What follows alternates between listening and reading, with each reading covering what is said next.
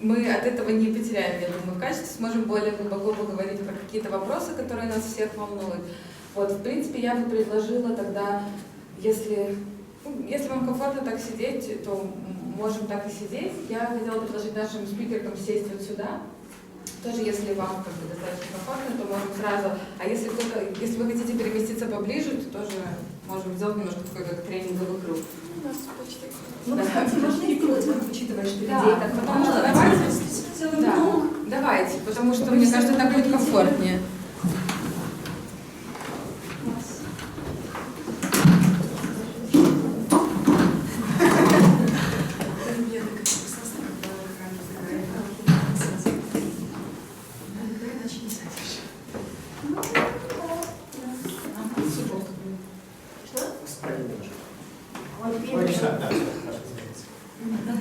Помогите, пожалуйста, еще девушке.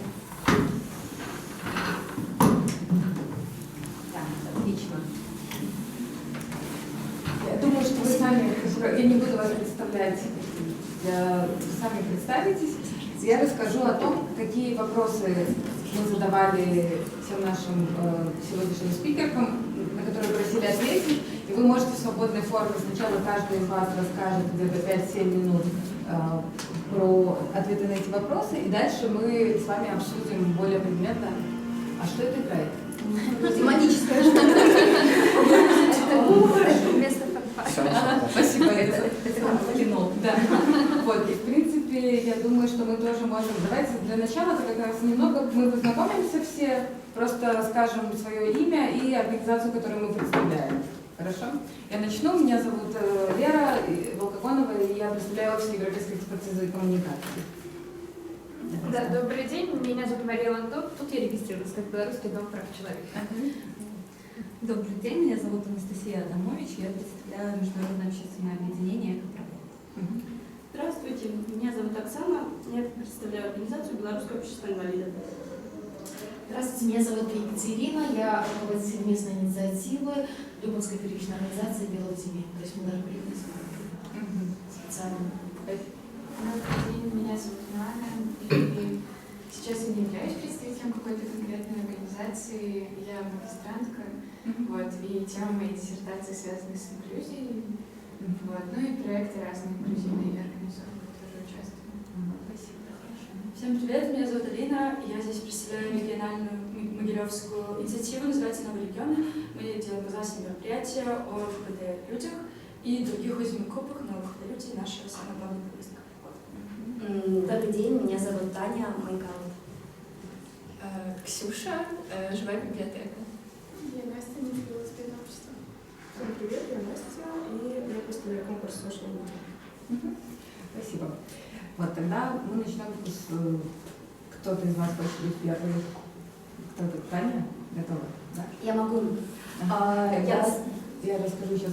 То есть спрашиваю, да? То есть все расскажут сначала то, чем занимается организация, то есть основная миссия, как бы основная деятельность, профиль организации, а дальше какие ценности напрямую не связанные с вашей основной миссией вы также используете и принимаете, как к этому относятся сотрудники и сотрудницы, если какие-то разногласия по этому поводу, например, и если там есть какая-то история, связанная с тем, как вы к этому пришли, откуда все началось, то тоже про это можно рассказать.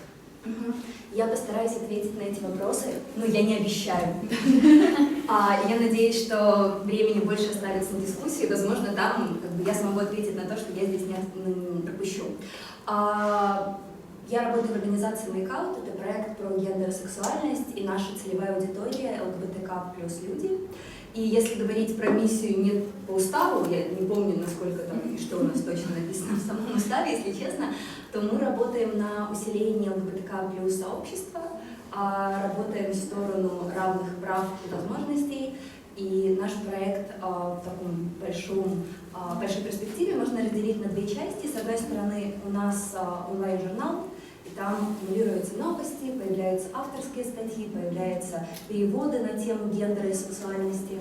Это площадка, куда ЛГБТК плюс люди могут писать свои тексты в том случае, например, когда они являются журналистами и не могут так легко найти пространство для высказывания на каких-то больших площадках. У нас это можно сделать. А с другой стороны, у нас есть офлайн-деятельность, и это различные проекты от каких-то больших до последней, например, вот наш проект. Как он называется? Напомни, Алина. Да. Вот, Алина, просто мы с Алиной познакомились, она была участницей этого проекта. Это школа для ЛГБТ-активистов. Вот, да, я просто пыталась вспомнить официальное наше название про развитие креативного лидерства, что это такое. Вот, постоянно у нас проводятся какие-то менее масштабные проекты. Менее масштабные я имею в виду, например, по длительности, они менее длительные, но ни в коем случае не по значимости. Это арт-мастерские, это переводческие мастерские, это киноклубы, самый длительный проект, который есть у нас, который идет уже 5-й год и позволяет смотреть нам те фильмы или те телепрезентации, которых, как правило, не найти, например, в кинотеатре в Беларуси, либо на телевидении, либо в каком-то привычном своем кругу. Вот тех фильмов, которые, не знаю, тебе может посоветовать Кинопоиск или еще кто-то. Вот, и обсуждать. Для нас важно инклюзивное пространство в плане лексики. Мы учимся говорить корректно, мы учимся думать о том, как мы себя чувствуем, когда подбираем слова и обсуждаем дискомфорт, который часто возникает у людей. Если говорить про какие-то другие сквозные ценности, то мне даже немного сложно сейчас как-то это вывести. То есть у нас нет списка ценностей, которые мы поддерживаем. Вот.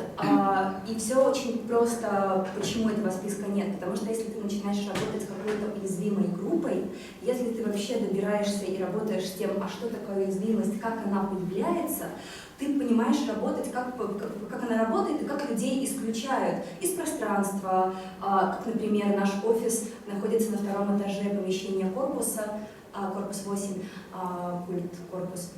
культ-центр корпус, извините, я сегодня вообще как-то не очень точна в названиях, но точна в смыслах. И мы, например, не смогли найти офис на 1-м этаже. Мы очень долго старались. Это не значит, что это невозможно, конечно же, но у нас не получилось этого сделать. Но для нас это является ценностью. Нам хочется, чтобы любые люди легко могли попасть. Вот. У нас, если широко говорить про сквозные ценности, то недискриминация для нас важна в любой сфере.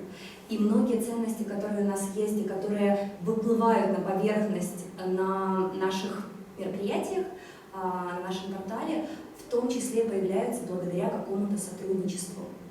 От того, что мы с кем-то сотрудничаем, от того, что мы с кем-то знакомимся, мы проникаемся какой-то тематикой, не в смысле душой проникаемся, а мы понимаем, как можно сделать, чтобы люди получили возможность, не знаю, чувствовать себя комфортно в наших мероприятиях. Таким образом, эта повестка появляется у нас. И для нас важна тема, я сейчас даже боюсь начинать, потому что я что-то обязательно забуду, но это в том числе и доступное пространство, если мы можем что-то сделать, проводить мероприятия, где это возможно, мы стараемся. Но мы очень часто терпим неудачи. Эко-тема, про которую сегодня меня попросили сказать, это тоже та ценность, которая в какой-то момент она появилась, не было какой-то точки, мы не посмотрели какой-то ужасный ролик, мы не посотрудничали с кем-то, нет, просто оно как-то постепенно вошло в нашу жизнь, и, наверное, одновременно как в жизнь всех участников и участниц, так и в жизни большого проекта. И тоже, наверное, это позже мы будем говорить, или сейчас мне рассказать, как это проявляется. И это опять же проявляется, недавно там у нас какие-то выходили материалы на смежные темы, вроде экофеминизма, тема, которая непосредственно на стыке работает, но в том числе мы, например, пытаемся сортировать мусор. У нас не очень получается. На Outlaw'де, большом проекте, где у нас было больше, чем 20 человек призных гостей, мы все время терпели неудачу, потому что все хорошие люди, все классные, но они почему-то выбрасывают не в те ведра, даже если мы пишем вот такими буквами. И мы пытались что-то там перекладывать, пытались разговаривать, но не получается. И здесь в этом кейсе была еще интересная история, как мы пытались заказывать продукты у экодружественной организации, которая занимается поставкой еды, и увидели, сколько у нас мусора образуется, который еще сортируют неправильно, несмотря на нашу попытку делать правильно. И в какой-то момент мы подумали, интересно, можем ли мы себе в первую очередь финансово позволить отказаться от той еды, и попробовать заказывать еду, которая вот у нас на первом этаже под нами находится. А в настоящих тарелках с настоящими вилками, которые моются. И вдруг мы обнаружили, что у нас вообще нет мусора. Вообще. Если раньше мы воспринимали как очень приятным жестом солидарности работать с экодружественным бизнесом и, ну, в общем-то, приятным социально ориентированным бизнесом, вот, но это выливалось вот в огромные горы пластика, и когда вдруг мы просто пересмотрели вот даже по ценностям, да, что подождите, может быть, как-то с этим можно работать по-другому, и попробовали работать по-другому, оказалось, что вау, можно делать так, чтобы меньше оставалось экологического следа и меньше было мусора. Если говорить про другие ценности, то мы всегда очень рады сотрудничать с организацией Human Constante, мы всегда максимально вписываемся, где можно вписаться, поскольку очень много общего, и мы понимаем и видим отрицание. Тема миграции очень часто не видима в белорусском пространстве, мы часто слышим, что это не про нас, у нас нет этой проблемы, у нас там моноэтничное государство, где вы видели там проблему. Вот. А проблема есть, проблема видна, и, в общем-то, всегда про это стараемся тоже говорить. Вот. И если говорить про наши мероприятия и то, каким образом другие сквозные ценности у нас проявляются, то это на самом деле зависит от контекста самого мероприятия, самого проекта. И если вдруг появляется что-то, не знаю, там, нечувствительное со стороны зала, да, вот если мы работаем с большой какой-то аудиторией, мы же не можем обеспечить безопасное пространство, поэтому в какой-то момент мы выдохнули, когда обнаружили, что можно работать с понятием более безопасного пространства. Мы не можем гарантировать, что здесь будет вам точно хорошо, что никто из участниц и участников, которые находятся на какой-то дискуссии, например, на кинопоказе, где угодно, будут говорить корректно, не будут говорить какие-то вещи, которые триггернет вашу личную травму. Я не могу обеспечить эту безопасность, но я могу сделать это пространство более безопасным через модерацию, через акцент на то, что сейчас произошло, и разбор, что сейчас произошло. Вот. И таким образом мы работаем в той степени, в какой мы можем. И мы включаем ценности недискриминации в тех сферах, на которые у нас хватает нашей личной чувствительности, и явно что-то мы упускаем, потому что невозможно охватить все всегда и везде. Вот. Но, по крайней мере, такая изначальная интенция у нас есть. Не везде у нас все получается, мы видим кучу неудач персональных и организационных, вот, но мы стараемся с этим жить и работать, продолжать, не сдаваясь. Таня, давай, я просто хотела тебе напомнить, ты, когда рассказывала про экоценность, ты не сказала про то, что веганская еда. Как я замечаю, у вас всегда веганская еда. Это тоже как экоценность. В том числе ценность животных, это отсутствие иерархии, да, человек, животное, все такое. Ты можешь об этом сказать, если ты хочешь об этом сказать. Да, но это такой момент, который, например, мы не постулируем этой организации, то есть, у нас нет какого-то организационного пункта, что мы не едим мясо, потому что кто-то из нас ест мясо. Вот, сейчас, подождите, подумаю. Вроде да. Да, едят. Есть такие люди, которые едят мясо. Например, такая базовая штука, которая как-то в принципе делает жизнь удобнее. Если в помещении есть люди, которые не едят мясо, вот, то мы понимаем, что, во-первых, это ценность для людей, это ценность для кого-то из команды, вот, и это опять же решается тем, что не мясо могут есть все, мяса нет. Вот. И то же самое, например, когда мы проводим какие-то мероприятия, время от времени мы проводим фримаркеты.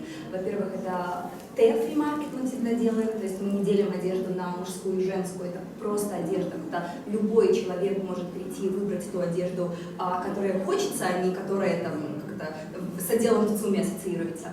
Вот. И, например, параллельно здесь же мы последний раз, когда проводили, приглашали экоорганизацию, которую просили поговорить, в том числе, что это не просто площадка, где вы можете взять бесплатно одежду, а что за этим стоят определенные ценности, про которые тоже, классно знать, по крайней мере.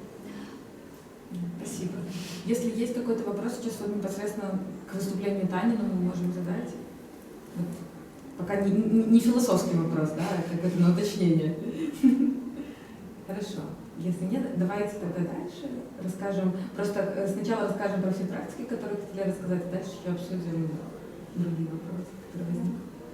Это живая библиотека? Так. Чому ви використовуєте білоруську мову? Усім привітання, я вже казала, я Ксюша, і я представляю живу бібліотеку. Чим ми увогуле займаемся? У нас есть два кірункі дзейнасці, гэта нефармальная адукацыя і гэта інклюзія. У межах кірунку нефармальнай адукацыі мы размаўляем пра недыскрымінацыю, пра стэеатыпы сацыяльныя, пра спосабы іх фарміравання і спрабуем прасоўваць каштоўнасці павагі да іншых, правоў чалавека, зноў ж недыскрымінацыі, талерантнасці. Вось, у нас ёсць такое вельмі знакавае мерапрыемства «Живая бібліятэка». Гэта той фармат, з якога ўсё пачалося. Гэта мерапрыемства, на якім можна паразмаўляць з прадстаўнікамі і прадстаўнічкамі абсалютна розных сацыяльных груп. То бок там могуць быць людзі і якія вядуць экапрыязны лад жыцця, і людзі з інваліднасцю, з рознай інваліднасцю, вось, і гэтак далей. І людзі проста размаўляюць, і праз размову, праз тое, што яны задаюць нейкія значныя пытанні, яны, магчыма, нешта ў іх галаве змяняецца. Вось, і зараз у дадатак да ўсяго гэтага мы праводзім і сацыяльныя гульні, і розныя актыўнасці такія ў межах фестывалю, і ларыку нядаўна пачалі праводзіць. І другі накірунак — гэта інклюзія. Вось гэта, у прынцыпе, тое, у межах чаго мы рабілі даследаванне дасяжнасці публічных прастораў, пілотнае такое. І мы там таксама разумелі ў шырокім сэнсе, то бок мы глядзелі не толькі на пандус, напрыклад, на шырыню дзвярэй. Вось, мы таксама глядзелі на наяўнасць шматразовага посуду, на наяўнасць гендэрна-нейтральных прыбіральняў і гэтак далей. Вось. І былі ўключаны групы, якія такія невідавочна таксама не маюць часам дасяжнасці да чагосьці. Напрыклад, людзі з хатнімі жывёламі, людзі сталага ўзросту, людзі з дзецьмі. Вось. І, уласна кажучы, у межах гэтага кірунку і праходзім, мы адны з арганізатараў гэтага форуму. Вось. Вось наша дзейнасць. Увогуле, якія каштоўнасці у нас ёсць у нашай місіі, гэта роўнасць, недыскрымінацыя, інклюзія і талерантнасць. Вось, і гэта такое вельмі даволі шырокае разуменне. Мы працуем з рознымі групамі, мы працуем з нейкімі групамі праз профільныя арганізацыі, то бок і якраз мы спрабуем яднаць усё гэта, казаць пра тое, што важна у шырокім сэнсе, што важна разнастайнасць грамадства і што немагчыма вырашаць нешта адно, калі ты паралельна не займаешся яшчэ чымсьці, ці хаця б неяк не праяўляеш салідарнасць сваю з гэтым. Вось, але таксама ў межах жывой бібліятэкі вельмі часта прыскоквае думка, што чалавек гэта больш, чым нейкая адна група, чым тоже адзін нейкі стэеатып пра нешта. Нельга сказаць, што я, напрыклад, толькі студэнтка ці толькі прыхільніца жывой бібліятэкі, то бок заўсёды мы больш, чым нешта адно. І вось мяне прасілі расказаць пра выкарыстанне беларускай мовы ў публічнай камунікацыі, у нашых соцсетках. І вось, напэўна, з гэтага варта пачаць, што чалавек больш, чым адно, і выкарыстанне беларускай мовы, яно з гэтага і выйшла, таму што заснавальніцы жывой бібліятэкі, яны нехта карыстаўся беларускай мовай, нехта проста даволі станоўча ставіўся да яе. Вось, так атрымалася, што тыя людзі, якія вялі сацыяльныя сеткі, яны у паўсядзённым жыцці вельмі часта выкарыстоўвалі беларускую мову і працягвалі весці гэту лінію публічнай камунікацыі. Вось, але зараз гэта змянілася. Зараз у нас ёсць цэлая такая SMM-каманда, і там якраз таки меншість людей, які розмовляють по-білоруську, які використовують білоруську мову у повсякденному житті. Ось, і, але при гэтым ми працягваємо ёй карыстацца. Ось. У нас за увесь гэты час сфарміравалася такая нейкая аўдыторыя, якая, в принципе, ўжо прызвычаілася да беларускай мовы. То бок, як показала практыка, што не абавязкова казаць пра тое, што гэта важна, гэтак далей. Ты проста вось нешта робіш, нейкую практыку робіш, так сказаць, і і ты павышаеш бачнасць чагосьці. Людзі прыходзяць на мерапрыемствы, асабліва на жывыя бібліятэкі, і яны бачаць, што ёсць людзі, якія карыстаюцца гэтай мовай у жыцці. Вось. І таму вось мы працягваем карыстацца. Канешне, гэта ёсць і розныя непаразуменні нейкія. Вось, я ўжо казала пра нейкую аўдыторыю, якая станоўча да гэтага ставіцца, і, в прынцыпе, мы ніколі не сустракалі нейкай адмоўнай рэакцыі. Вось, адзінае, што на публічных мерапрыемствах вельмі часта прыходзіцца тлумачыць, што тое, што мы размаўляем па-беларуску, гэта не азначае, што вы павінны пераходзіць, ці што мы разумеем, што вы можаце не ўсё разумець, што мы кажам. Асабліва гэта важна на нейкіх мерапрыемствах, дзе больш узаемадзеянне, на нейкіх сацыяльных гульнях, калі адразу ты пачынаеш і кажаш пра тое, што размаўляеце, як вам зручна, калі вам нешта незразумела, то вы задаваеце пытанні. То есть гэта не такая нейкая жорсткая прынцыповая пазіцыя непрымання тых, хто не размаўляе, не любіць беларускую мову і гэтак далей. Гэта проста мы робім гэта бачным, але мы нікога не прымушаем, нікога не агітуем, але за кошт гэтага, у тым ліку за кошт таго, што мы паказваем, што мы з разуменнем ставімся да кожнага і кожнай, людзі, яны адразу пачынаюць больш станоўча да гэтага ставіцца, мне так падаецца. Вось, і больш нейкая шчыльная камунікацыя адбываецца. То бок людзі яны не баяцца, няма такога, што часам кажуць прабачце, я вам па-руску задам пытанне ці нешта такое. Вось, і я лічу, што гэта вельмі так добра і прыемна, што так адбываецца. Калі ёсць нейкія пытанні. То бок прасоўваеце беларускую мову таким асабістым прыкладам? Да, можна так сказаць. Не зменшаецца аўдыторыя? Тут справа ў тым, што з самага пачатку, калі ў нас яшчэ, в прынцыпе, аўдыторыі не было, скажем так, гэта ўсё пачыналася ад самага пачатку беларускамоўнай камунікацыі.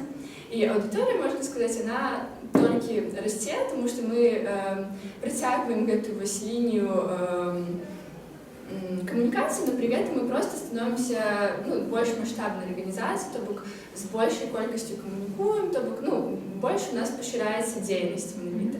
І проста, калі цябе ўжо ведаюць як арганізацыю, якая вядзе публічную камунікацыю па-беларуску, гэта ўжо проста як нейкую дадзенасць прымаць. І пры гэтым я ўжо казала пра тое, што у нас няма такога, што мы не можам перайсці на рускую, калі нехта нешта не разумее і гэтак далей.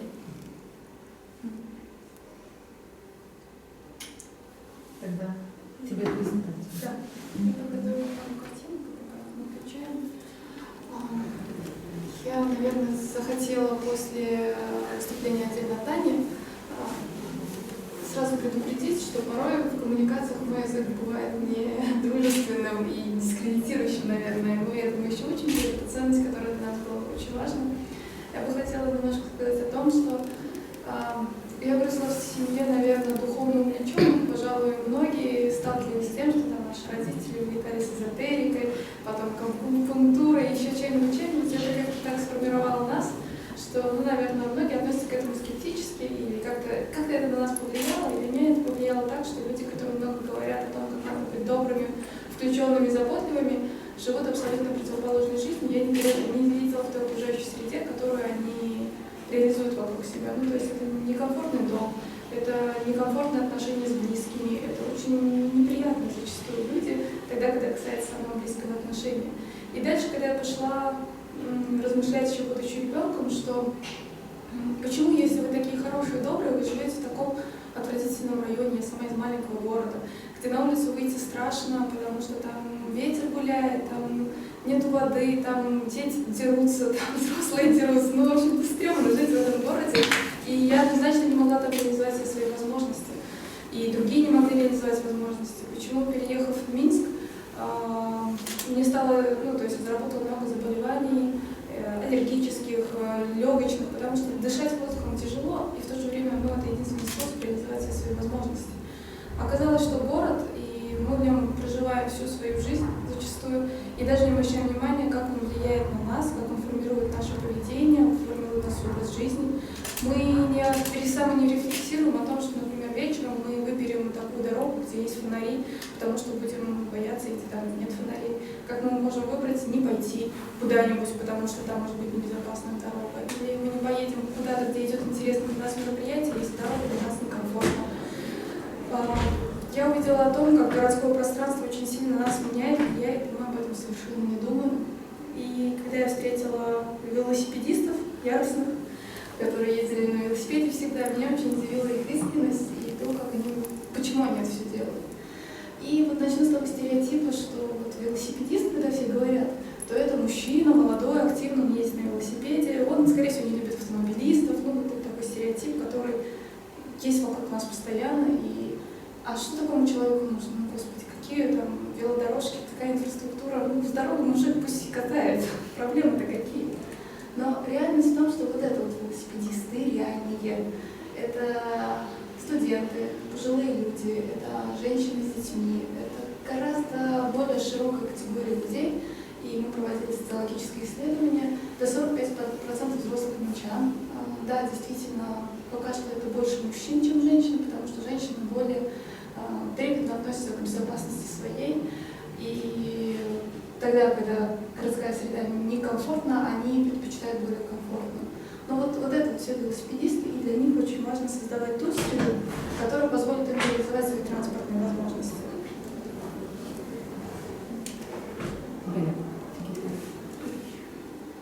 Спасибо.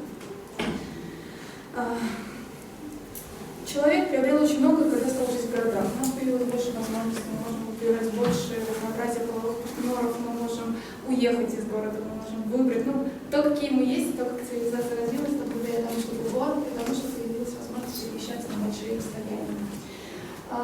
Транспорт для нас, мы о нем никогда не думаем. Транспорт — это всего лишь возможность переместиться на точку на другую, но это также наша возможность получить доступ к каким-либо ресурсам.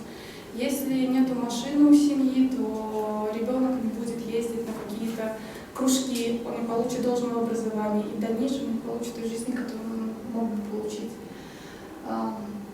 Транспорт — это один из инструментов равенства, и как раз именно, говоря про транспорт, можно очень много говорить про дискриминацию, которую мы понимаем. Мы привыкли, что дискриминация — это то, когда кого-то куда-то не пускают, кого-то не включают в какие-то практики. Но вот транспорт для нас стал одной из самых дискредитируемых практик.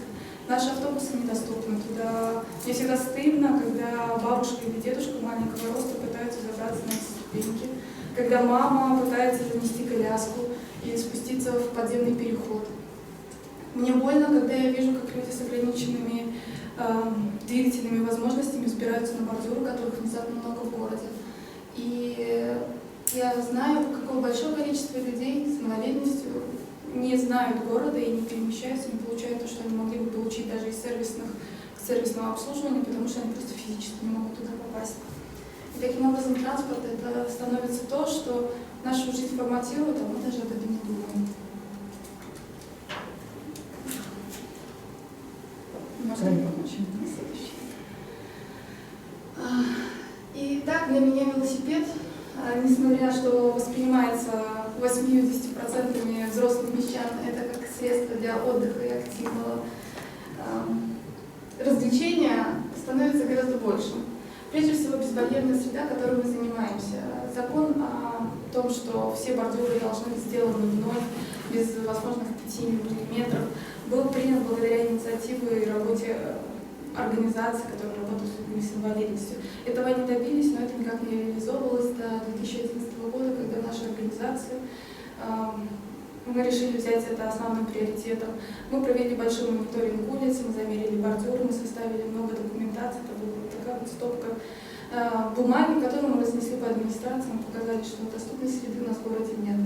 И тогда заработал механизм. Потом, когда появился 115 бел, то этот инструмент уже стал доступен всем людям, и городскую доступную среду сейчас должны делать сами люди. Это уже не проблема. Проблема только в том, что мы об этом забываем, что когда мы можем перешагнуть бордюр, то большое количество людей этого не может сделать. Таким образом, велосипедисты, которые просто вроде бы катались, ездили, отдыхали, стали активным драйвером изменений и создания доступной среды. Точно так же транспорт. Очень дискутируемый вопрос, который мы поднимали, для нас дискутируемый, о том, что с велосипедом должна быть необходимость, возможность войти в общественный транспорт. И нам первым же делом сказали: ну вы же здоровые велосипедисты, зачем вы ездите на велосипеде, если вы из точки А в точку Б не можете доехать? Но прежде всего это возможность, необходимая людям, которые устали, у которых ограничены физические возможности, людям, которые сломались, это зачастую женщины и пожилые люди. И это возможность переместиться по всему городу максимально быстро, быстрее, чем на машине, комфортно. И, например, от дома доехать до остановки, сесть в автобус, проехать дальше. Плюс для того, что когда создаются условия для велосипедистов в общественном транспорте, это всегда будет доступная площадка, место для коляски. Это все, что в целом, кажется, создается для велосипедистов, ну так как мы активные драйверы, но это в целом улучшает жизнь большого количества людей. Отдельно аспект, который я узнала только в прошлом году, когда столкнулась с группой молодежи с ДЦП, то, что для них велосипед стал оптимальным способом перемещения по городу. Там, где им было тяжело из-за особенностей развития ходить пешком, они могли комфортно сесть на велосипед, преодолевать бордюры, ведь их среда становилась удобной и доступной. Их количество перемещений в городе очень сильно увеличивалось, и они об этом не знают. То есть это была просто группа из нескольких девочек, с которыми работал внешний модератор, как это называется, когда есть типа друзья у дискредитируемых групп, там, у подростков и у детей. Вот. И она просто им предложила ездить на велосипеде, и они внезапно узнали, что город может быть гораздо удобнее. И очень важно, чтобы об этом понимали сами люди с особенностями развития опорно-двигательного аппарата. Или к нам пришел на велошколу, где мы учим взрослых ездить на велосипеде. Мужчина после инсульта, у него с трудом подтягивал ногу, у него было не очень частично парализовано лицо и спины, и он начал учиться ездить на велосипеде, потому что это позволило ему гораздо быстрее перемещаться по городу.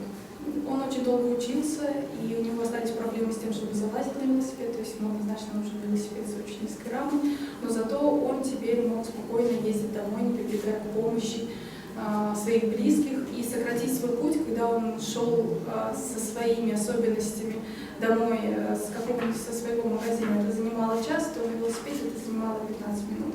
Это 45 минут жизни, которую он может потратить на заработок денег или на собственную адаптацию.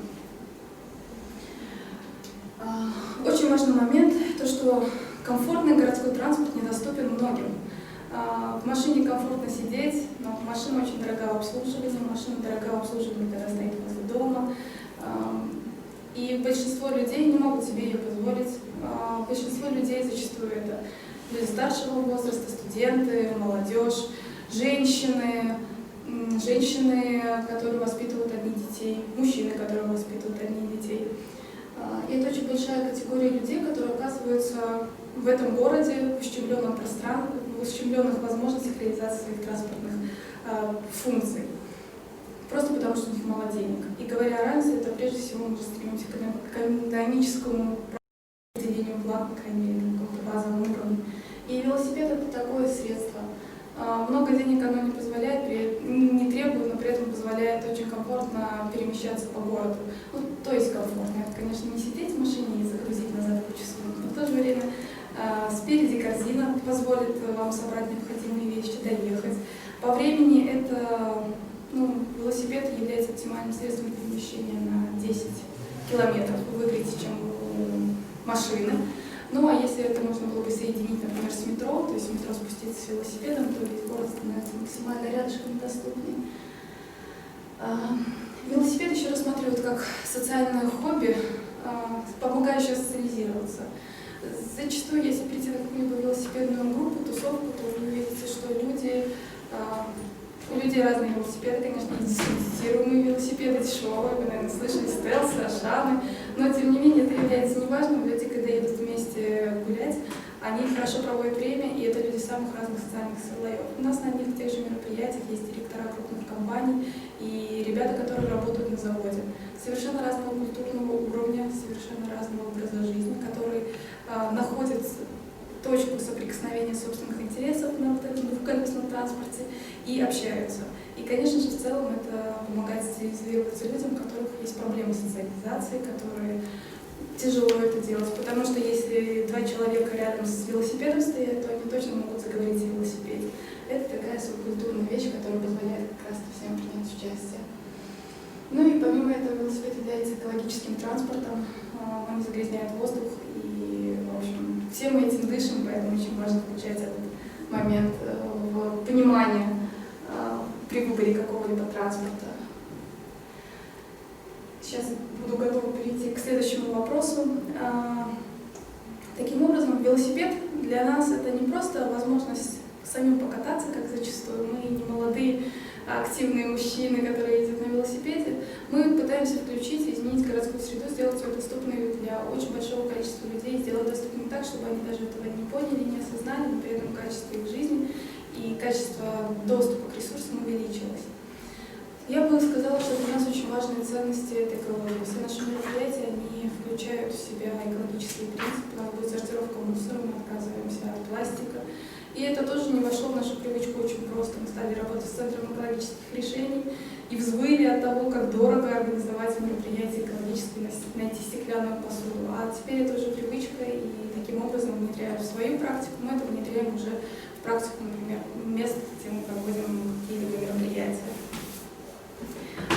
Очень важный момент, который мы не понимаем, когда говорим, мы также занимаемся, например, вопросами скорости городского транспорта и автомобильного транспорта у нас в городах. И когда мы говорим о понижении скоростного режима, то совершенно не понимаем, что автомобиль — это средство не просто повышенной опасности, это одно из самых больших количеств смертей в городе. И это можно считать, я называю это весьма грубо, легализованным убийством. Автомобиль не позволяет среагировать в нужный момент с должной мерой и остановиться. Может произойти ошибка фатальная, на секунду отвлекся, как пешеход, так и автомобилист, и это будет смерть, и это будут последствия для большого количества людей. В Швеции, где ценность жизни каждого человека максимально высока, внедряется программа по снижению скоростного режима. Если скорость 50 км в час, то процент выживания гораздо выше. Если 30, то это уже практически 100% выживание. Если 40, то я могу ошибаться цифрами, но, по-моему, около 60% попадавших в какие-то тупы выживают. Поэтому, говоря о снижении скоростного режима, выборе экологического вида транспорта, выборе велосипеда, мы говорим о равенстве возможностей, о праве всех нас совершать ошибку, о праве быть свободными в этом городе. Ну и как-то это тот инструмент, который нашу городскую среду очень сильно трансформирует. И отдельный вопрос, который мы подняли и озвучили, это зачем мы сделали анализ возможности изменения дорожно-транспортной сферы при углублении интеграции. Я так понимаю, что этот вопрос все мы видим в Фейсбуке, что его обсуждают, но обсуждают в основном организации, занимающиеся политическими вопросами, вопросами демократии, развития, и внутри непосредственно общества оно проходит как-то очень тихо. Мы то ли не опасаемся, то ли не понимаем этих последствий.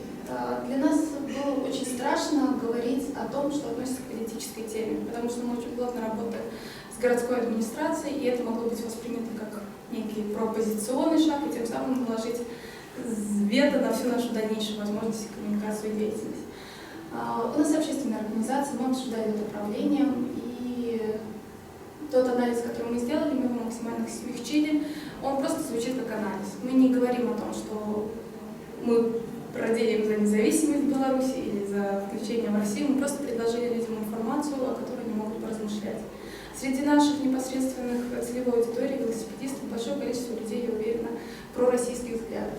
И мы не хотим им навязывать наши взгляды, но в то же время мы хотим дать информацию, после которой они смогут сделать собственные выводы о том, что демократическая ценность и изменение политического статуса повлияет на нашу повседневную жизнь даже в таком простом вопросе, как перемещение по городу. Мы очень часто в нашей организации обсуждаем такие вопросы. Выступить за, например, критическую массу, когда ребята выехали на проезжую часть в нарушение существующих правил дорожного движения. Высказаться ли про каким-либо другим таким вопросом, ну, например, закон о массовых мероприятиях. И не всегда у нас проходит это так легко, и всегда это обсуждаемо и очень дискутируемо. Но вот, например, это стало для нас одной общей ценностью, потому что любая гражданская организация должна понимать те ценности сквозные, которые проходят, и те, которые мы должны внедрять. Если вдруг у нас изменится правовой статус в нашем государстве, то и наша деятельность станет невозможной. Все, спасибо большое. Спасибо. Ну, вопрос, да. У меня есть вопрос. Настя. Скажите, спасибо, кстати, за вашу презентацию, это очень интересно. Взаимодействуете ли вы как-то, либо, может быть, у вас какие-то идеи сейчас распространено в Минске, особенно когда велосипеды можно брать на прокат, то есть коммерческие какие-то бизнесы. Вот, есть ли у вас какое-то с ними взаимодействие? Вот. Да, мы с ними активно сотрудничаем, поддерживали уже на протяжении 5 лет, мы консультировали все организации, которые хотели привести сюда байкшеринг. Проблема в том, что байкшеринг — это всегда дотационная система, которую поддерживает государство, потому что для государства это улучшение качества жизни граждан. Для любого государства, но не для нашего. Вот. У нас государство и конкретно мэрия города сказала, что еще за это мы хотим деньги, платите нам деньги за то, что вот появится такой живой бизнес. Поэтому было очень тяжело привести какой-то байкшеринг. Конкретно здесь ребята, это их коммерческий инвестиционный проект, Колобай в смысле. И, по-моему, это проект, который сделан на их собственный страх и риск. Он сделан недостаточно качественно, у них есть много нареканий по поводу приложения велосипедов, потому что это делает ограниченная команда с ограниченным ресурсом. И мне кажется, они не просчитали вообще последствия всего этого и как оно разовьется. Но в то же время для них, почему они это сделали? Потому что дочка одного из директоров съездила в Польшу и сказала: блин, пап, так удобно, я вот могу по городу ездить, мне не нужна машина, это комфортно. И они решили, что город Минск тоже этого заслуживает, достоин, и как раз, собственно, поэтому я всегда на стороне этих ребят, я их готова поддерживать. Они готовы активно сотрудничать с велосипедным обществом, с любыми обществами, но за счет ограниченного ресурса эта коммуникация, кажется, не является эффективной. Вот, и как говорят мои друзья, что если вам нравится эта идея, то берите и пользуйтесь велосипедами. Как бы главное рублем проголосовать за то, чтобы эта система нажила. Спасибо. Давайте еще тогда последнее выступление. Social Weekend. Настя. Да, давайте я сначала расскажу про Social Weekend. Это конкурс социальных проектов, где каждый желающий может подать заявку со своей общественно значимой идеей, вне зависимости от возраста и статуса, и в дальнейшем пройти трек обучения, где мы научим менеджменту, бизнес-моделированию, юридическим аспектам и другим полезным знаниям, которые необходимы для реализации социального проекта. После этого проект может получить финансирование и менторскую поддержку. Как у нас появились сквозные ценности? За 7 лет у нас участвовало больше 3000 проектов, и вместе с ними приходили ценности. Сначала у нас появились люди с инвалидностью, и тогда мы стали задумываться о том, как же сделать доступное для них пространство. Мы стали организовывать тренинги на первом этаже с пандусами. Ну, в Минске очень мало таких площадок. Пока мы остановились на Имагуру. Ну, если реализовываем проекты на других площадках, то все у нас на то, чтобы был лифт и другие возможности. Но не всегда это получается сделать. Когда у нас мероприятие на 600 человек, это хакатон Social Weekend, и мы его организовываем на 3 этажах одновременно, где нет лифта, мы прибегаем к помощи волонтерам. Мы понимаем, что это не совсем правильно, но у нас нет других вариантов.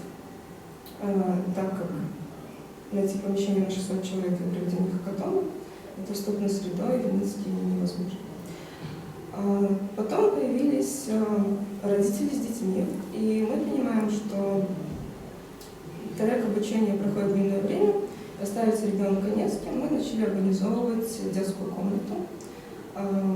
На всех больших мероприятиях мы сначала уточняем у участников, будут ли они с детьми или нет, и в дальнейшем при необходимости нанимаем няню, которая сидит с детьми. Далее предложение от Леры поступило, если я не ошибаюсь, касаемо феминитивов. То есть у нас, во-первых, на бейджах появились одних из первых организатор и организаторка, ментор-менторка, но это не обязательно, чтобы девушка, которая к нам приходит, выбирала бейдж организаторки. Мы не навязываем эту позицию свою, то есть всегда у участников остается право выбора. Они либо участник, либо участница, и они очень хорошо приняли эту идею, потому что есть люди, которые разделяют эти же ценности. После мы стали организовывать разнообразные столы для всех участников, когда появились вегетарианцы и веганцы, веганы, да. Но так как большое количество еды невозможно доставлять в неодноразовой посуде, даже если она перерабатывается, то у нас возникли экологические проблемы. Сначала мы пытались сортировать мусор, но участники тоже не совсем хотели это делать, либо бросали мусор в урну, а потом мы поставили волонтеров в каждой мусорке, либо волонтеры ходили, собирали мусор. Ну и в итоге у нас получилось все-таки привить эту ценность для участников. Уже сами участники приходят со своими, иногда даже столовыми приборами и кружками, но пластиковая посуда остается, потому что на доставке экологическую посуду в основном не используют. Используют ее антифуд, когда мы заказываем еду для вегетарианцев, а для всех остальных остается пластик. В дальнейшем, в прошлом, по-моему, сезоне у нас был проект с участником, у которого проблемы со слухом. И мы узнали это не сразу, мы узнали от его команды.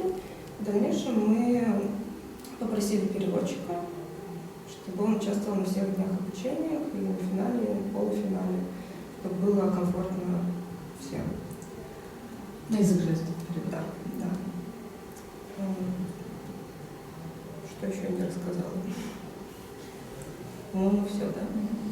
Да. Ну, в общем, с каждым участником, с каждым проектом, с каждым сезоном мы пытаемся что-то приносить новое, то, что делает более комфортным для всех участников с их ценностями пребывания у нас на мероприятии. Спасибо. Какие-то вопросы? Настя сейчас? Смотрите, в общем-то, мы говорили, все было выстроено так, чтобы мы поговорили про разные, то, что называется cross-cutting issues, или там, сквозные ценности, ближайший перевод на русский, про то, что мы занимаемся все разными темами, работаем с разными людьми, у нас там есть свои определенные целевые группы, но при этом для нас, многих организаций, как оказалось, важна, например, сохранение национальной идентичности, то есть использование белорусского языка, либо какие-то публичные заявления по поводу демократических ценностей. Для нас, для многих важно гендерное равенство, там, использование феминитивов, либо использование в публичной коммуникации гендерно-нейтральных форм, также обеспечение равного участия женщин, мужчин и людей, не считающихся этих, ни женщин, ни мужчин, я тоже, может, не очень корректно сейчас скажу, во всех мероприятиях.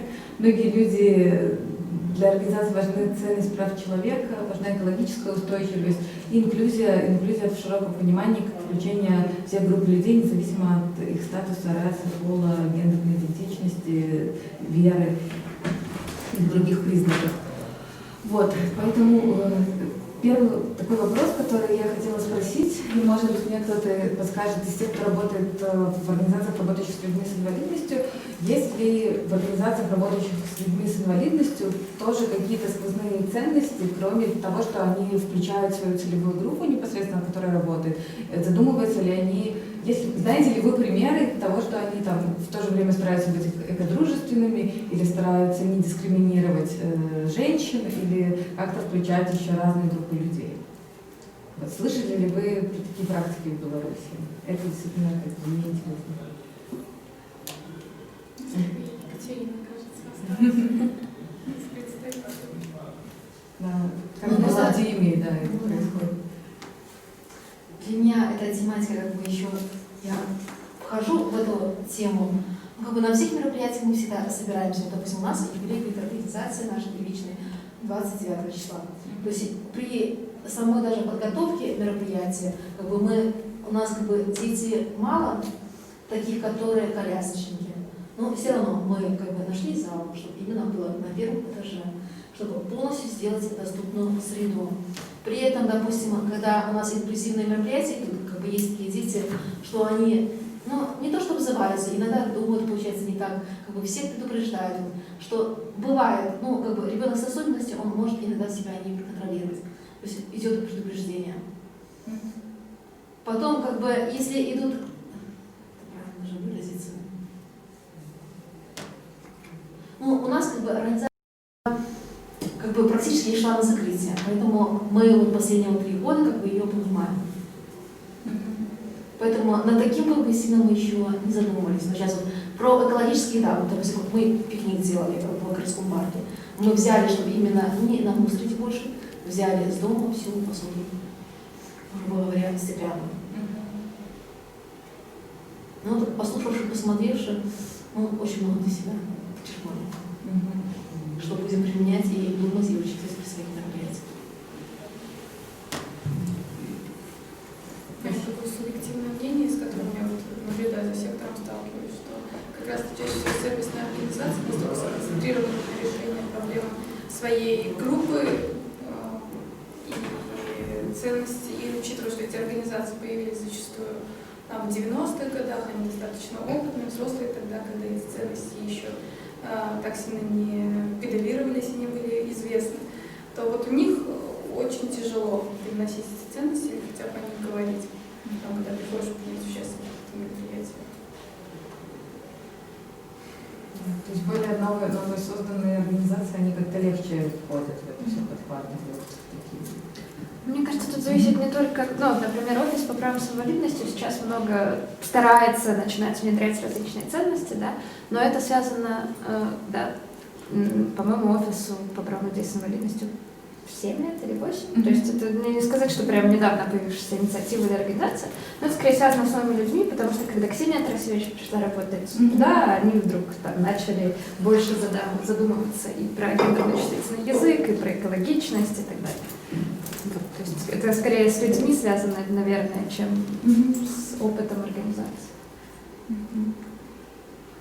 Работаете ли вы как-то с организациями, когда приходите в них, и они, например, вы видите, что для них нет той ценности, которая есть для вас, не знаю, они используют пластик, пытаетесь ли вы работать как-то с этими организациями, с другими, да, то есть как-то рассказывать хотя бы или демонстрировать, подсказывать, как они могут улучшить свою, сделать более доступными свою среду. То есть есть ли у вас такие прецеденты, когда вы повлияли на кого-то?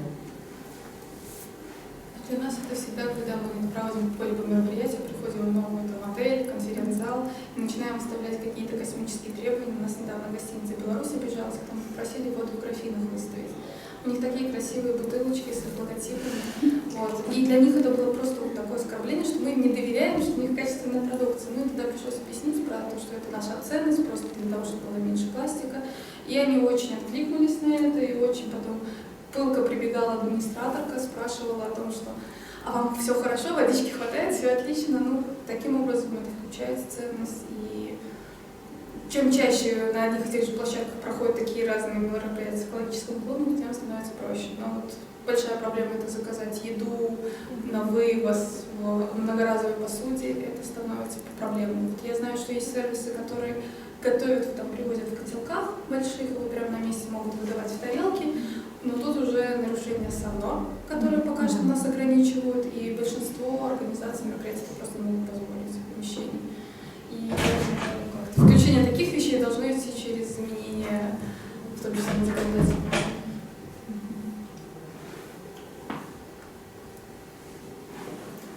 Ну, не знаю, из нашей практики, да, то есть должна была быть еще моя коллежанка из офиса, но она заболела, поэтому я немножко из роли модераторки тоже поделюсь как сотрудница общественной организации, что у нас, например, мы влияем на любые мероприятия, которые мы организовываем, здесь даже там в партнерстве с бизнесом, мы говорим, что, например, в панели обязательно мы хотим пригласить женщины, чтобы были, потому что часто там вот сейчас мы с хостером делаем форум, и они, конечно, пригласили только больших боссов, мужчин, айтишников. И там для нас важный вопрос найти эксперток женщин, сделать дополнительные усилия, у кого-то спросить какие-то советы, чтобы они тоже присутствовали. И у нас был сейчас смешной момент, когда мы делали этот форум, и у нас вот в 2 панелях вообще только женщины находятся, да, и в одной там у Марины только 1 мужчина. Вот. Но для нас, и нам часто прилетает, потому что у нас тоже работают только женщины в организации. Где ваше гендерное равенство? Где ваш гендер? Где ваши мужчины? Но мы считаем логичным, что в принципе в сфере социальных организаций работает больше женщин. Даже сегодня можно посмотреть на выборку людей, то есть может быть 5% мужчин только.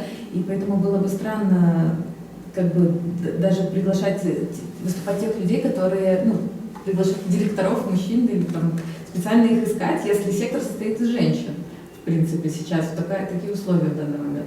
Но для нас это тоже такой вопрос, как на это реагировать. Для меня это очень болезненно, потому что зачастую еще его публично комментируют, но я тоже обращаю часто внимание о том, что эксперт в одной области — это женщина, эксперт в другой — это будет мужчина. Когда начинают критиковать или комментировать из формата, что женщины просто соглашаются работать за меньшие деньги, поэтому они готовы быть в социальной сфере, а мужчины вынуждены содержать семьи и зарабатывать больше, поэтому они идут и являются на более высоком уровне, должностями должны заниматься.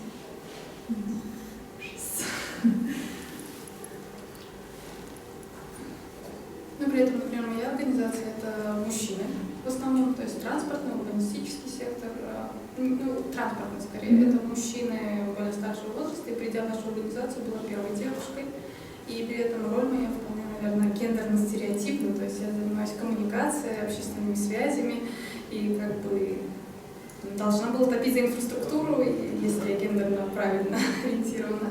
Но эта ситуация отличается на Украине. Там большое количество транспортных экспертов — это женщины, они занимают должности советник мэра по транспорту и инфраструктуре. То есть это ситуация, которая просто на данный момент, мне кажется, у нас нет калибрования.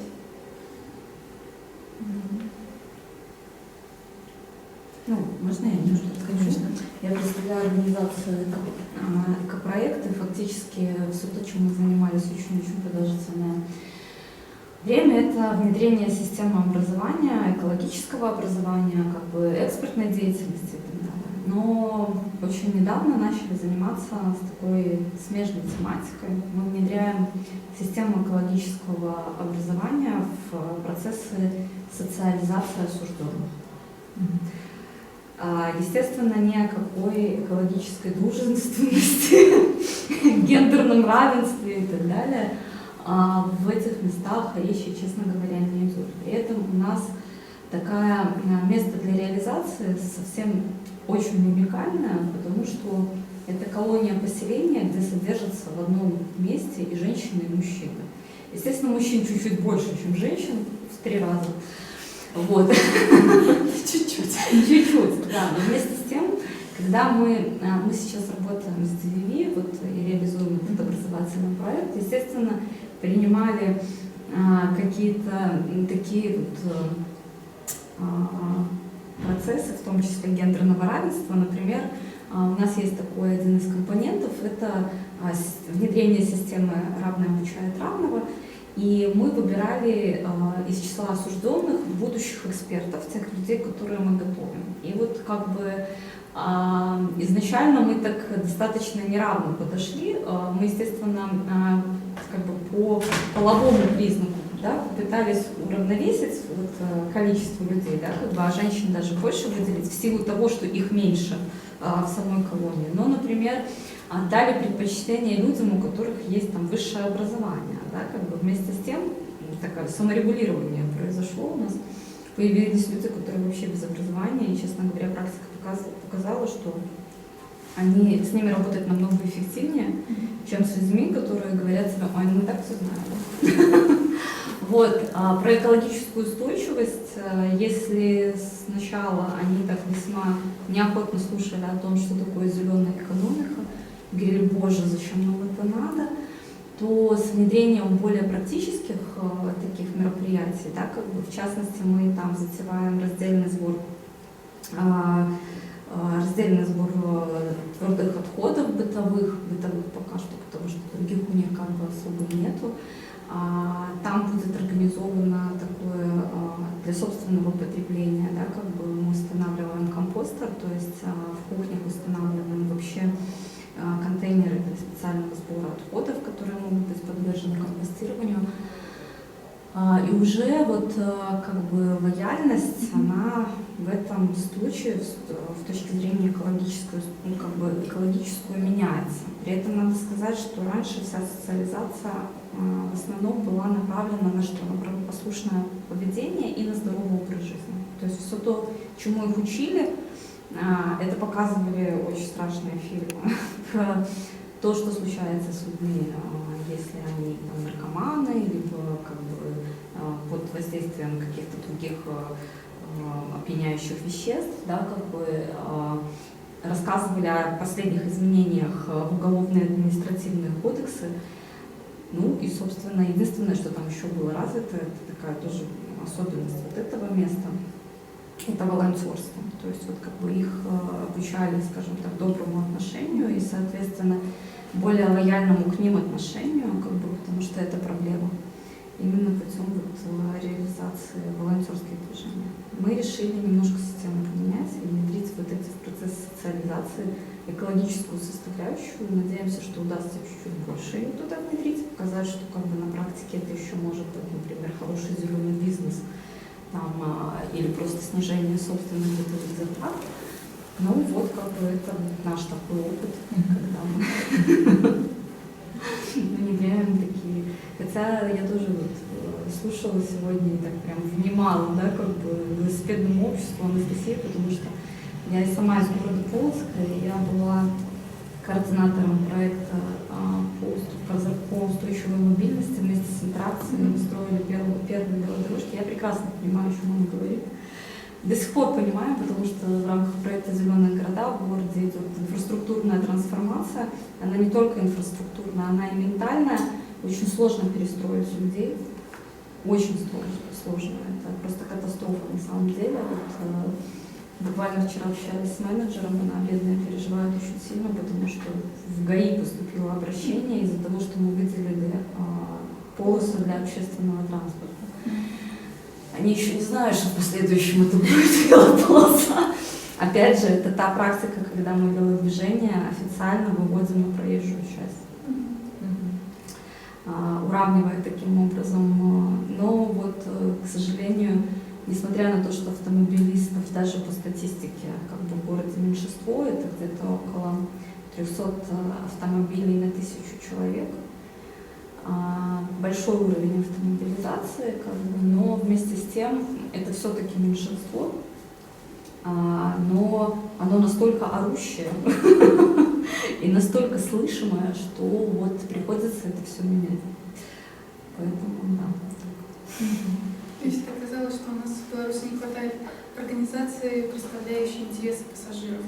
Потому что общественным транспортом пользуется наибольшее количество людей и соглашаются на такие античеловеческие условия, какие у нас есть в общественном транспорте. Ну вот у нас сейчас вообще такое, я считаю, пока можно даже какие-то эксперименты проводить. У нас закрыли один из 2 мостов через город. И, в принципе, мало кто понимает, но вот эта вот полоса для движения общественного транспорта — это одна из возможностей решить проблему транспортную проблему, хотя на самом деле, для нас это проблема. Город 100 тысяч, да, и 20 минут в пробке — это проблема. То есть, это такая, ментальная проблема, потому что мы же не в Москве, как говорят люди, да, то есть в Москве это нормально, а вот в маленьком городе не очень. Сейчас становится вопрос о том, что общественного транспорта не хватает для всех желающих. То есть сейчас уже даже опять же при разговоре зеленые города готовы работать над тем, чтобы разработать технико-экономическое обоснование для того, чтобы автопарк закупал немножко больше автобусов, либо подключать дополнительный частный капитал для передвижения на маршрутках, что в принципе тоже более выгодно. Очень знакомо. Спасибо большое. Я хочу последний такой завершающий вопрос, после которого я думаю, что мы сможем закончить нашу секцию. Вопрос такой: если мы, в принципе, с вами те организации, те люди, которые разделяют ценности не только непосредственно своих целевых групп, но и в то же время стараются использовать сквозные ценности не потому, что они как говорят, заданы донором, да, когда нас заявки просят указать, как ваша организация обеспечит достижение гендерного равенства, или как ваша организация вписывается в экологическую повестку.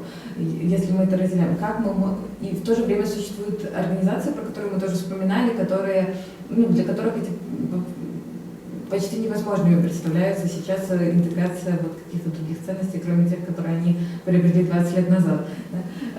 Как вы думаете, не знаю, какие-то идеи, нет правильных ответов, что мы можем делать, чтобы больше организаций разделяли сквозные ценности и применяли? Я могу начать. Мне время от времени, во время сегодняшней этой панели, казалось, что мы все равно скатываемся не в сквозные ценности, а в свои базовые ценности. И это, с одной стороны, неудивительно, но с другой стороны, хочется в конце вырулить все же в сквозное. И я буду говорить и про свою организацию, и мне кажется, я понимаю, почему, например, мне лично и нам как организации проще видеть сквозные ценности, потому что для нас базовая ценность, в том числе интерсекциональность, это такой подход, который позволяет видеть дискриминации в точках пересечения. Нельзя сказать, что ЛГБТК плюс люди имеют одинаковые потребности, одинаковые возможности, одинаковые права и пространство для реализации. Говорим мы про Полоцк или про Минск, это уже две большие разницы. Говорим мы про этничность, которая считывается как, белорусочка пошла, это один вариант, а другой, люди другой этничности, они сталкиваются еще с одной дискриминацией. Языковая — это та же история. Если ты являешься представительницей ЛГБТК-сообщества, говоришь по-белорусски, ты еще отхватишь за то, что ты краину гамбишь. То есть это накладывается очень много этих точек пересечения. Если ты понимаешь, что дискриминация работает по-разному, у нас есть люди с инвалидностью, которые могут подниматься к нам на второй этаж, и ты понимаешь, что это в том числе влияет на то, как ты говоришь, влияет на тот пул фильмов, которые ты покажешь. Если ты видишь других людей у себя среди аудитории, ты понимаешь, что а давай-ка подумаем про вот эти репрезентации, которых у тебя, возможно, было меньше, которых априори, например, меньше в кино. Я говорю про один формат того, что делает Мейкаут. Но ты прикладываешь больше усилий, находишь и какие-то подобные вещи. Оптика позволяет, в принципе, видеть, что твоя целевая аудитория, она не гомогенна, она не одинакова, она разна по своей сути. И поэтому ты понимаешь, кто-то от кого-то, я в той стороне что-то слышала похожую мысль, что по сути приходят люди и переносят свои ценности. И по сути, как, например, на Social Weekend влияет один человек, которому нужен сурдоперевод, и это влияет на всю организацию, так, по сути, на нас могут влиять и люди, которые пришли, которые, с одной стороны, целевая аудитория наша, Но если посмотреть, сколько линков, вот, да, что человек — это не одна идентичность. У этого человека есть очень много других идентичностей, и видя это, ты понимаешь те ценности, которые есть у человека. И, возможно, это намного проще, во-первых, их чувствовать, эмпатировать этим ценностям, а во-вторых, у тебя появляется ответственность, мне кажется, за свою аудиторию. Если у тебя есть люди с какими-то другими потребностями, которых раньше не было, появляется такой приятный вызов, а сделай-ка, чтобы человеку было тоже хорошо. А почему мы раньше так не делали? И есть же такая базовая вещь, что если, например, твое помещение не готово, твой проход в дверь не готов для людей с инвалидностью, они никогда там не появятся. Ну, какая бы ты добрая, эмпатичная, инклюзивная ни была там ты и твоя организация, их никогда там не будет, потому что, не позволяет твое пространство. И в этом смысле важно подавать какие-то сигналы людям наружу, в том, чтобы они как минимум видели в тебе потенциального партнера и союзника в других позициях по недискриминации. И вот мой тезис в том, что с одной стороны, если ты учитываешь пересечение дискриминации, намного проще видеть, что твоя целевая аудитория разнообразна. У твоей аудитории не просто желание иметь равные права, а давай-ка посмотрим, какие это права. А что еще есть, что ты не видишь? И для меня очень важный вопрос, а что мы еще не видим? А что еще есть, что мы забыли учесть?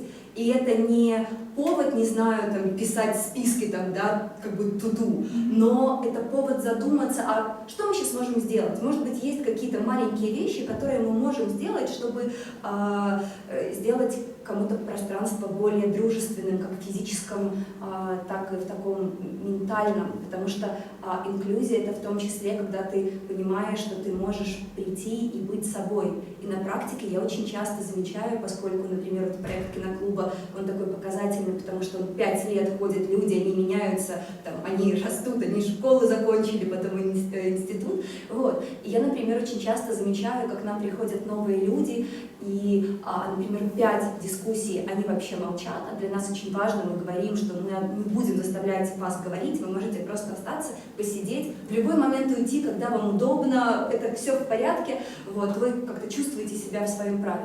Вот. И, например, на какую-нибудь 5-ю, 6-ю встречу люди начинают говорить. Люди начинают просто говорить. Или если мы говорим уже про специфику нашей организации, люди говорят, например, о себе в том местоимении, в котором они хотят говорить. Потому что изначально, даже если ты ЛГБТК плюс организация, и вроде как эти люди кого-то из нас знают, и понимаешь, что, скорее всего, нам, наверное, может быть, вероятно, можно доверять, но когда ты приходишь, и это про тебя, не очень просто говорить про свою идентичность.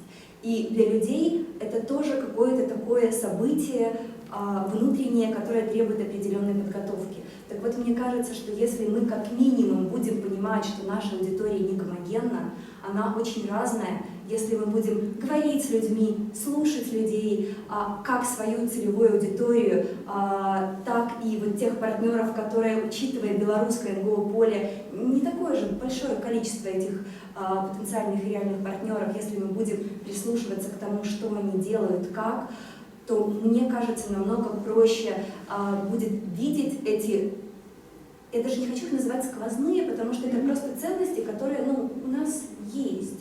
Это не то, что сквозняком пробивает. Это есть, мы не делаем упор на этих ценностях, но это в том числе, не знаю, у меня жизнь изменилась, когда мой велосипед перестал зажевывать мою юбку. И это было не сложно, в смысле, наоборот, это было сложно найти, потому что очень мало моделей, которые позволяют, но у меня прям жизнь, как-то качество жизни намного улучшилось.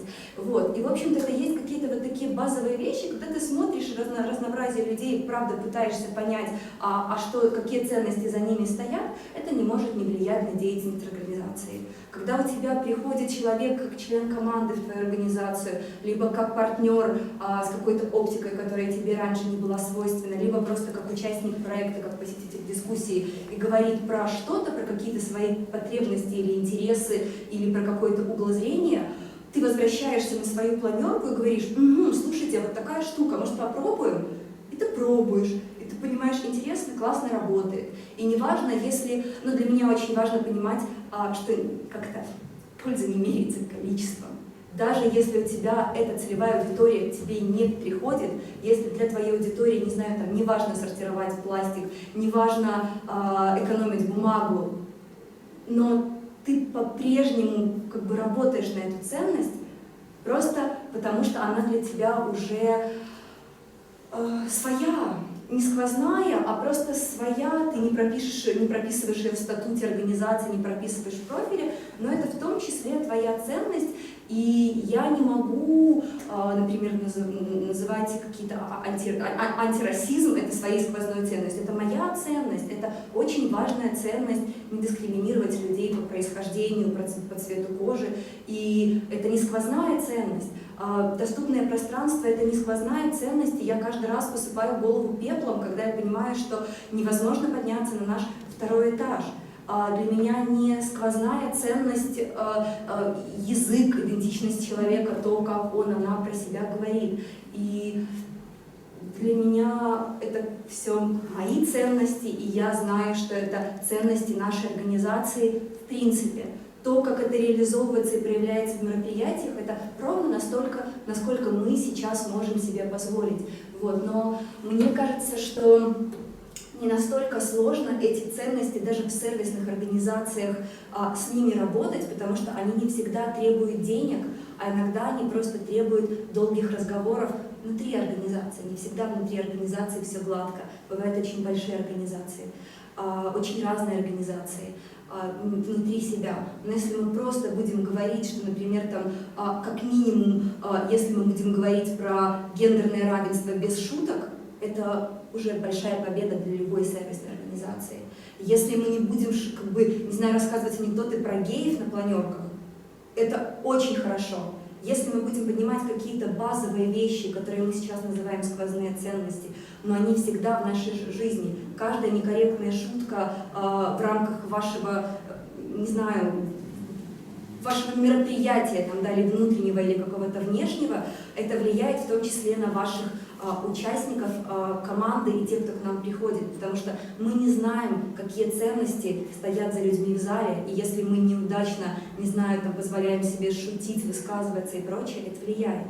Так вот, я заканчиваю, еще раз просто повторю, что мне кажется, эти ценности, которые мы называем сквозные, во многом в том числе выходят и через сотрудничество, через разговоры, и через попытку увидеть то, что стоит за нашей целевой аудиторией, понять, что за ними стоит не какая-то одинаковая сущность, а что это на самом деле очень разные люди и практики. И вот эта оптика поможет нам включать очень много разных аспектов в свою деятельность. Как-то есть какие-то реакции? Да, я бы немножко хотела сказать, что я очень часто вижу, что когда организации начинают там, задумываться про ценности, внедрять в свою работу эти подходы, они стремятся поделить людей на группы. Вот есть женщины, вот есть вегетарианцы, вот есть мигранты, и вот там ЛГБТК и так далее. И вот мы там анкету, когда для регистрации будем посылать, напишем, а вот там, если нужно ли вам особое там, питание, например, можно отметить галочкой, что ты веган, можно написать, что ты сыроед, отметить или еще что-то такое. И при этом, когда у вас в группе есть, например, люди с диабетом, они 2,5 дня не могут ничего есть, потому что вы заказали для людей, которые едят мясо, сэндвич с мясом, для людей, которые не едят мясо, сэндвич там, с рыбой, и для сыроедов виноград и бананы. И эти люди ничего из этого все равно не могут есть. То есть вот что я часто вижу у организации, это то, что стремление поделить на какие-то более понятные группы, а не спросить у людей, а что же вам реально нужно, а что вам более комфортно, а какие у вас особенности, там, связанные с помещением, с языком, с питанием и со всем остальным. Вот. То есть, говоря о ценностях, мы как бы все равно теряем конкретного человека очень часто.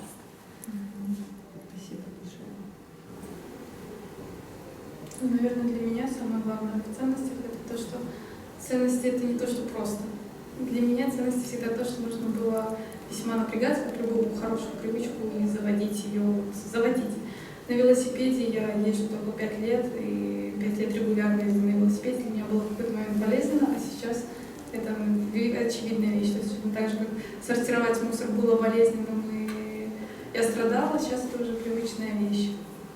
Как, например, подавать руку мужчине или там, еще ряда каких-то таких практик, которые с трудом внедряются. Поэтому для меня, как для человека и как для организации, надо понимать, что любые ценности — это будет всегда несколько больно и некомфортно, но это стоит делать. Потому что всем нам комфортно жить в другом обществе, в котором нам не придется задуматься действительно, к какой же группе мы относимся и куда нам отнестись и других отнести.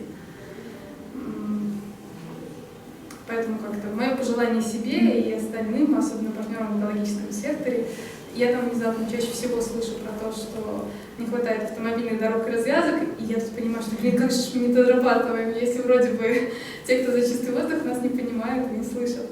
Вот. Больше с друг другом сотрудничать и больше доносить ценности и из раза в раз на мероприятиях объяснять, зачем же у нас стеклянная посуда, что мы не жадные и не печатаем программку, что это наша ценность, и она выражается таким простым действием. Я да. Мне вельмі натхнило те, що сказала Таня. І я спочатку навіть подумала, що мені прям немає чого додати до гэтага, але, напевно, я хотела сказать про то, что кожная организация працуе з нейкай группой, і гэта просто якраз тое, што называецца улічыць усіх менавіта, то бок зразумела, што людзі неаднародныя, гэта зноў схільнасць людзей катэгарызаваць нешта, дзеліць на нейкія групы, як вы казалі. Так просто банальна працуе прасцей наш мозг. Але гэта якраз імкненне нават з нейкай часткі грамадства са сваёй мэтавай аўдыторыі ухапіць усіх, з кім можна папрацаваць, улічыць хаця б іх патрэбы, і ствараючы камфортныя умовы недзе там у сябе на мерапрыемствах для якраз гэтай каштоўнасці, экалогія, гендерная роўнасць, ствараючы нешта на сваіх мерапрыемствах нават для абсалютна іншай групы, якая на першы погляд нават не зацікаўлена для гэта. Просто кожны стварае для кожнага чалавека ў зале камфортныя умовы для в прынцыпе ў цэлым, калі кожная частачка грамадства пачне нешта рабіць. І просто у мяне такі прыклад вельмі яскравы, я так думаю. Жывая бібліятэка, яна праводзіць сацыяльныя гульні, і гэта гульні, дзе людзям раздаюцца ролі нейкія, і яны у адпаведнасці з імі адказваюць на нейкія пытанні. І заўсёды гэта паказчык таго, што ты ніколі не ведаеш, хто знаходзіцца ў цябе ў зале. То бок сядае такое кола людзей, і яны спачатку абмяркоўваюцца гульня, ўсё такое, а пасля на завяршальным коле нехта кажа, што мне патрапілася роля жанчыны, якая перажыла хатні гвалт, і па факту мае паводзіны ў гульні не адрозніваліся ад паводзінаў у жыцці, таму што ў жыцці я таксама так. Ці, напрыклад, камусьці з удзельнікаў трапляецца роля усыноўлёнага чалавека, а іншая дзяўчына кажа, што сапраўды я прыёмная дачка ў кагосьці. І гэта пра тое, што да канца ты правда не можаш ведаць, хто ў цябе знаходзіцца, і важна проста банальна ідзе ад павагі, ад нейкага разумення, ад нейкай увагі, просто каб людзям было комфортно з тобой. Спасибо большое за очень глубокий разговор. Я не ожидала, что мы будем глубоко так разговаривать, и поэтому отгрызла у нас кусочек кофе-паузы. У нас есть еще 10 минут к ней причаститься. И спасибо большое за этот честный разговор и за то, что нам еще много что есть делать. Я надеюсь, что сквозные ценности — это не значит, что их сквозняком нам надуло, что когда они действительно станут нашими, и тогда мы сможем их и другим тоже рассказывать, показывать и не устанем объяснять.